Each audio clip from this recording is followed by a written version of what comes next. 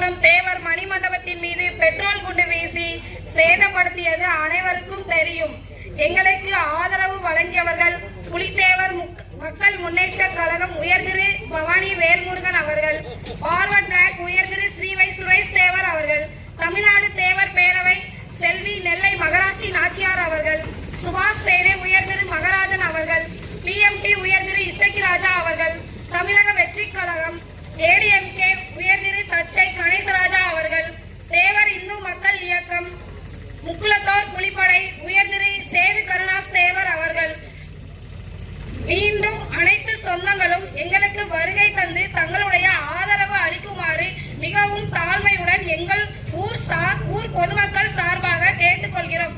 எங்களுடைய கோரிக்கைகள்: சேதமடைந்த திருவுருவ படத்திற்கு பதிலாக வெண்கல சிலை அமைத்து தருமாறு, மேலும் அந்த குற்றவாளிகளின் மீது குண்டர் தடுப்பு சட்டம் மற்றும் அவர்களின் இந்திய குடியுரிமை பறிக்க வேண்டும் என்பதே எங்களுடைய கோரிக்கைகள். எங்களுடைய கோரிக்கை நிறைவேறும் வரை நாங்கள் போராடுவோம்.